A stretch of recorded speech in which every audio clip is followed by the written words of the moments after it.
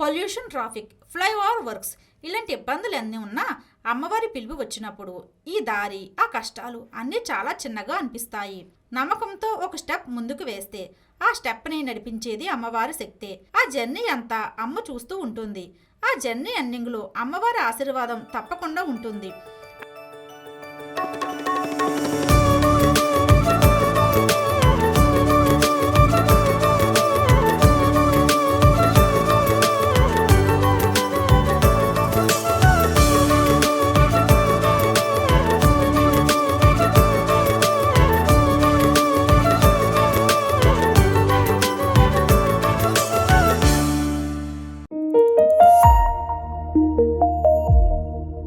Hello friends, అందరూ బాగున్నారని అనుకుంటున్నా. మీ Renuka. Welcome back to Renuka universe.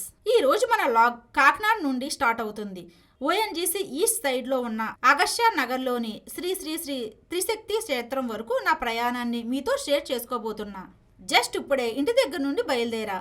మొదట కొంచెం స్లోగా స్టార్ట్ అయ్యాను. అలాగా అచ్చంపేట జంక్షన్ వరకు చేరుకున్నా. కానీ ఇక్కడ నుండి అసలైన టెస్ట్ మొదలయ్యింది. ఎందుకంటే ఇక్కడ road extension works, flyover bridges constructions జరుగుతున్నాయి. ట్రాఫిక్ కూడా ఎక్కువగానే ఉంది. పొల్యూషన్ కూడా నోటీసబుల్గా ఉంది.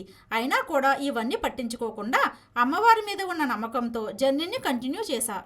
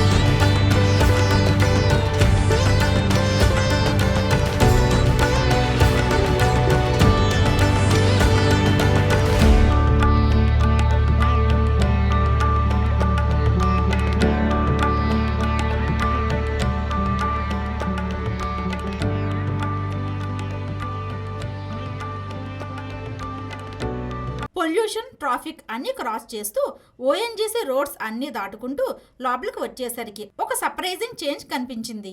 పేరుకి ఇది పోర్ట్ ఏరియాలో ఉంది, కానీ టెంపుల్ సరౌండింగ్స్ మాత్రం చాలా నీట్గా, పీస్ఫుల్గా ఉన్నాయి.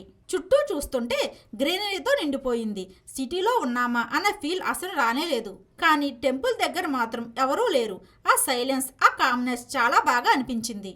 టెంపుల్ని చూడగానే చాలా ప్లెజెంట్ ఫీల్ వచ్చింది. తర్వాత అమ్మవారి దర్శనం చేసుకున్నాను.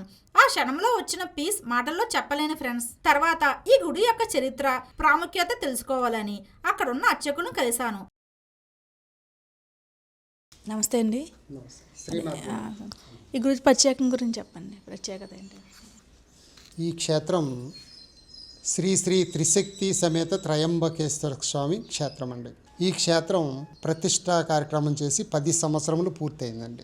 త్రిశక్తి అంటే మహాలక్ష్మి, మహాసరస్వతి, మహాకాళి ముగ్గురు అమ్మవార్లు కూడా ఏకపీఠం మీద ఇక్కడ కొలువై ఉన్నారు. అలాగే త్రయంబకేశ్వర స్వామి ఇక్కడ శివుడు కూడా ప్రతిష్ఠ చేయడం జరిగిందనమాట. ఈ ముగ్గురు అమ్మవార్ల క్షేత్రం యొక్క ప్రత్యేకత ఏమిటంటే యాన్యువల్ డే అంటే మార్చి 30వ తారీఖు ప్రతి సంవత్సరం కూడా ముగ్గురు అమ్మవార్లకి ఒకేసారి మహాలక్ష్మి, మహాసరస్వతి, మహాకాళి అమ్మవారికి కళ్యాణం జరుగుతుంది. ఈ కళ్యాణానికి ఒక 10,000 మంది వరకు కూడా ఇక్కడ వీక్షించడానికి వస్తారు. అలాగే బ్రహ్మ, విష్ణు, మహేశ్వరులకి కూడా కళ్యాణం జరుగుతుంది. ఇక్కడ వచ్చిన భక్తులందరూ కూడా చాలా ఆనందిస్తారనమాట. ఎక్కడా కూడా ఈ పీఠం ఇలా ఎక్కువగా చూడలేదు. అమ్మవార్లు, ముగ్గురు అమ్మవార్లు కూడా ఒకే పీఠం మీద కొలువై ఉన్నారు అని చాలా అద్భుతంగా కూడా వాళ్ళు సంతోషపడి భక్తులందరూ కూడా ఆ రోజు అమ్మవారి కళ్యాణం రోజే అమ్మ కళ్యాణం, అలాగే అమ్మది చండీ హోమాలు, అలాగే కుంకుమార్చనలు, అలాగే అన్నప్రసాదాలు కూడా అమ్మవారికి ఇక్కడ త్రిశక్తి పీఠంలో జరగబడుతున్నాయి.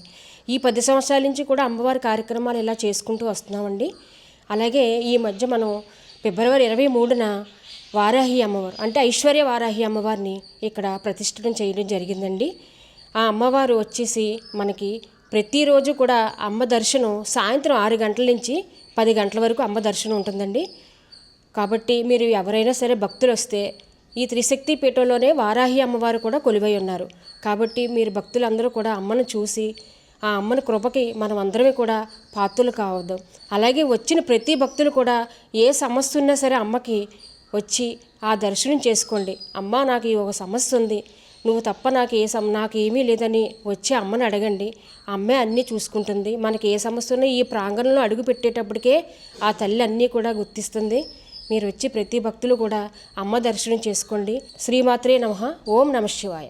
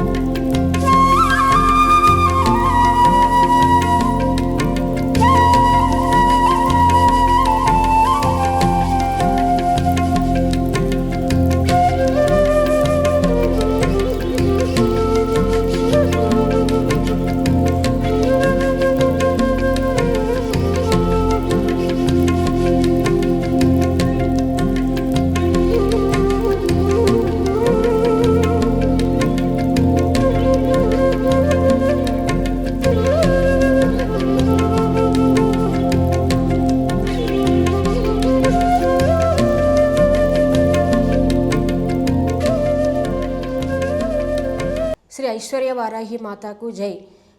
ఐశ్వర్య వారాహి మాతకి ప్రతిరోజు కూడా అమ్మ దర్శనం 6 గంటల నుంచి 10 గంటల వరకు ఉంటుంది. వచ్చి దర్శనం చేసుకుంటారని నేను కోరుకుంటున్నాను. అలాగే ఐశ్వర్య వారాహి అమ్మకి ప్రతి నెల కూడా పంచమి వస్తుంది కదండి. 2 పంచమీలు వస్తాయి. ఫస్ట్ పంచమికి అమ్మవారు బయట ఉత్సవమూర్తిని బయట పెట్టేస్తారండి. ఆ ఉత్సవమూర్తి అమ్మవారికి భక్తులు అందరూ కూడా పంచామృతం తయారు చేస్తారన్నమాట గురువుగారు. అలాగే పంచామృతం మీరు ఏవి ద్రవ్యం తెచ్చుకోవసరం లేదు, ఇక్కడ పంచామృతం తయారవుతుంది. ఆ పంచామృతం ప్రతీ నెల కూడా అమ్మవారికి వారాహి అమ్మవారికి మీ భక్తులందరూ కూడా వచ్చి ఆ పంచామృతం ఆ ద్రవ్యాన్ని అమ్మవారికి అభిషేకం చేసుకుంటాం అనమాట. ప్రతి వాళ్ళు ఆ రోజు చాలామంది వస్తారు. అందరూ కూడా ఆ ద్రవ్యాన్ని అమ్మవారికి ఆ ఉత్సవమూర్తి అమ్మవారికి అభిషేకం జరుగుతుందన్నమాట. అదే రోజు పసుపు, గంధం, విభూది, వేపాకులతో కూడా కలిపి ఆ ద్రవ్యాన్ని ఒక డ్రమ్లో ఉంటుందన్నమాట. ఆ ద్రవ్యం కూడా ప్రతి భక్తులు కూడా అమ్మకి అభిషేకం చేస్తాం అనమాట. ఆ ద్రవ్యం చేస్తూ ఉంటాము. కింద భార్యాభర్తలు కానీ సింగిల్గా అయినా సరే పిల్లలు కలగలేదు లేటుగా అని బాధపడవలసిన పని ఏమి లేదు అని చక్కగా వాళ్ళు కూడా వచ్చి ఆ దంపతులు వచ్చి అక్కడ కూర్చొని అమ్మకి పడే జలం మన మీదకి వచ్చి పడుతుంది అనమాట. అది అభ్యంగ స్థానం. అది ఎక్కడా కూడా ఎవరో ఏది చేయలేదు. మా సిద్ధాంతి గారిని అడిగితే ఏముందమ్మా అమ్మవారి అభిషేకం జరిగే జలం మన మీద పడుతుంది అంతే కదా, చక్కగా చేసుకోండి ఏం పర్వాలేదని చెప్పడం జరిగిందండి. ఆ ఒక్క జలం మన మీద పడుతుంది అనమాట. అభ్యంగ స్థానం అంటారు దాన్ని. వచ్చి దీర్ఘవ్యాధులు సమస్యలు ఏదైనా దీర్ఘవ్యాధులు చర్మ వ్యాధులు తగ్గట్లేదు మెడిసిన్ వాడుతున్నా సరే అనుకున్న వాళ్ళు కూడా చక్కగా వచ్చి ఆ జలం మన మీద పడుతుంటుంటే దినదిన అభివృద్ధి చెందుతుందండి. ఆ చర్మం కూడా మనకి రిలీఫ్ ఇస్తుంది. ఆ మెడిసిన్ వాడుతున్న వాళ్ళకు కూడా రిలీఫ్ ఇస్తుంది. అలాగే పిల్లలు ఎవరైనా సరే లేటుగా కలుగుతున్నారని కూడా బాధపడొద్దు. అమ్మను ఒక్కసారి దర్శించుకోండి. ఐశ్వర్య వారాహి అమ్మను దర్శించుకోండి వచ్చి. అలాగే అమ్మ ప్రసాదం కింద అమ్మ కట్టిన చీర, పసుపు, కుంకుమ, గాజులు కూడా ఆ వారాహి అమ్మ ప్రసాదం వాళ్ళ భార్యాభర్తలు ఇద్దరు వచ్చి అమ్మకి ఒక్కసారి దండం పెట్టుకోండి. వస్తే ఆ ప్రసాదం కూడా వాళ్ళ భార్యాభర్తలకు ఇవ్వడం జరుగుతుంది. అలాగే అభ్యంగ స్థానం కూడా వాళ్ళు చేయొచ్చు. శ్రీమాత్రే నమః. యూనివర్స్ ఛానల్కి స్వాగతం. ఈరోజు వారాహి అమ్మవారి గుడి దగ్గరకు ఉన్నామని మేము ఆయనతో ఒకసారి మాట్లాడదాం. నమస్తే అండి. నమస్తే అమ్మ. అసలు ఈ గుడి ఏరియాలో కట్టాలని సంకల్పం ఎలా వచ్చింది మీకు? అంటే ఈ ఏరియాలో వచ్చి మేము గుడి గోపురాలు కట్టాలని స్థలం తీసుకోలేదమ్మా. ఇది కేవలం ఈ స్థలాన్ని రేపన్న రోజు ఎస్టాబ్లిషన్గా తీసుకుంటే రేపన్న రోజు మనం ఏదైనా డబ్బులు వస్తే అమ్ముకోవచ్చు అన్న తీసుకున్నాం తప్ప గుడి గోపురాలు కట్టాలని మేము తీసుకోలేదు. కానీ అమ్మవారు ఒక 3 నెలలు క్రితం నుంచి కూడా అమ్మవారు స్వప్నంలో కనిపించి నాకు ఇక్కడ ప్రతిష్ఠ చేయమని అడగడం వల్ల కొంతమంది సిద్ధాంతుల్ని వాళ్ళ యొక్క అనుమతి తీసుకొని ఇక్కడ నేను ప్రతిష్ఠ చేయడం జరిగింది. ముగ్గురు అమ్మవార్లు ఏకపీఠం మీద, ప్రపంచంలో మీరు ఎక్కడ నెతికినా ఒకే పీఠం మీద, ఏకపీఠం మీద మహాలక్ష్మి, మహాసరస్వతి, మహాకాళి కొలువై ఉన్నారు ఇక్కడ. అయితే ఈ గుడి ప్రత్యేకత ఏమిటంటే ప్రతి సంవత్సరం కూడా యాన్యువల్ డే అంటే అమ్మవారిని ప్రతిష్ఠ చేసిన రోజు ముగ్గురు అమ్మవార్లకి ఏక కళ్యాణం అంటే బ్రహ్మ విష్ణు మహేశ్వరులకి ఏకకాలంలో ఒకే రోజు కళ్యాణం జరుగుతుంది. ఈ కళ్యాణానికి చుట్టుపక్కల భక్తులందరూ కూడా మినిమం 10,000 మంది వరకు కూడా అటెండ్ అవుతూ ఉంటారు. తర్వాత వాళ్ళకి అన్నదానం, కుంకుమార్చనలు, తర్వాత హోమాలు కూడా జరుగుతూ ఉంటాయి. చండీ హోమం, రుద్ర హోమం, గణపతి హోమం, అన్ని హోమాలు కూడా జరుగుతూ ఉంటాయి. ఎన్ని ఇయర్స్ అయిందండి ఈ గుడి స్థాపించి? క్షేత్రం వాళ్ళగా ఇక్కడ నిర్మించి కరెక్ట్గా 10 సంవత్సరాలు పూర్తయిందమ్మా. ఈ క్షేత్రం అనుకునే ఐశ్వర్య వారాహి అమ్మవారు కూడా ఇక్కడ ప్రతిష్ఠ చేయడం జరిగింది. అమ్మవారిని ప్రతిష్ఠ చేసి ఈ నెలకి 11 నెలలు పూర్తయింది. ఆ అమ్మవారి పేరు ఐశ్వర్య వారాహి అమ్మవారు. ఆమె లక్ష్మీ స్వరూపిణి కాబట్టి లక్ష్మీ ఐశ్వర్య వారాహి అమ్మవారిని నామకరణం చేయడం జరిగింది. ఈ అమ్మవారు కరెక్ట్గా 11 నెలలు అయింది ఇక్కడ ప్రతిష్ఠ చేసి. భక్తులందరూ కూడా గమనించి అమ్మవారిని మీరు వచ్చి స్వయంగా దర్శనం చేసుకొని అమ్మవారి కృపకు పాత్రలు కాగలరు. టైమింగ్స్ ఏంటంటే ఉదయం 6 గంటల నుంచి మధ్యాహ్నం 12 గంటల వరకు, సాయంత్రం 5 గంటల నుంచి రాత్రి 10 గంటల వరకు తెరిచి ఉంటుంది. అలాగే దూరం నుంచి వచ్చిన భక్తులు ఎవరైనా ఉంటే మీరు ఫోన్ కాల్ చేసినట్లయితే మీకు దర్శనం ఇవ్వడం జరుగుతుంది. కనుక భక్తులు ఈ అవకాశాన్ని సద్వినియోగం చేసుకోండి. ఇంకొక మరో ముఖ్యమైన విషయం ఏమిటంటే మన క్షేత్రానికి ఆనుకొని ప్రక్కన అంటే ఒక 900 గజాలు 20 సెంట్లు స్థలం పక్కన ఉన్నది. దాన్ని తీసుకొని దాంట్లో పిరమిడ్ ధ్యాన మందిరం నిర్మించాలని మా సంకల్పం.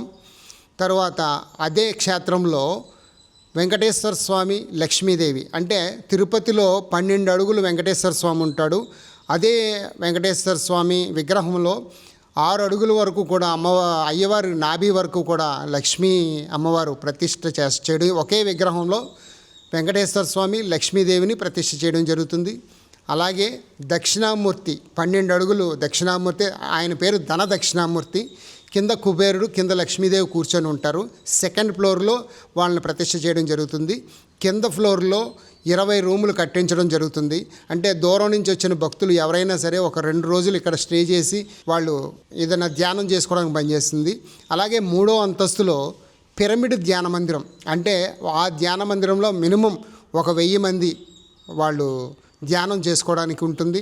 అలాగే ఇక్కడ దూరం నుంచి వచ్చిన ఎవరైనా భక్తులు ఎవరైనా ఉంటే ఇక్కడ స్టే చేయొచ్చు. కనుక ఈ స్థలాన్ని మాత్రం భక్తులు అందరూ కూడా 1 గజం ఎక్కువ అక్కర్లేదు, కేవలం 1 గజం 10,001 రూపాయి మాత్రమే. 900 మంది పేర్లు పడుతుంది. వాళ్ళ పేర్లన్నీ కూడా ఒక్కొక్కరు 1 గజానికి మాత్రం మీరు ఇచ్చినట్లయితే మీ యొక్క పేర్లు దాంట్లో ముద్రించడం జరుగుతుంది. కనుక ఈ అవకాశాన్ని ఎవ్వరూ కూడా జారవిడుచుకోవద్దు. అమ్మవారికి స్థిరదాతలుగా స్థలం ఇచ్చిన దాతలుగా మీరు ఉండాలనుకున్నట్లయితే ప్రతి ఒక్కరూ కూడా చూడలేని వారు అందరూ కూడా వచ్చి ఒక్కసారి అమ్మవారిని దర్శనం చేసుకొని మంచి నిర్ణయం తీసుకోండి. చూసిన వారందరూ కూడా ఈ అవకాశాన్ని సద్వినియోగం చేసుకోవాల్సిందిగా కోరి ప్రార్థిస్తున్నాము. ఏదైనా అవసరమైనట్లయితే మా ఫోన్ నెంబర్కి ఫోన్ చేసి మీరు మిగతా వివరాలు తెలుసుకొనవచ్చును. నా సెల్ నెంబర్ 9182088640కి గంగా ప్రసాద్. ఇందాక స్థలం ఏదో చెప్పారు కదండి, ఏంటి స్థలం ఏంటి? దాని గురించి వివరాలు ఏదో తెలుసుకుందాం అనుకుంటున్నాను. ఇది మొత్తం వచ్చి 20 సెంట్లమ్మ. 20 సెంట్లు, ఒక్కొక్క గజం వచ్చి 10,001 రూపాయి అమ్మ. భక్తులందరూ కూడా ఈ అవకాశాన్ని సద్వినియోగం చేసుకోండి. అమ్మవారికి మీరు స్థలదాతలుగా నిలవాలని మా సంకల్పం.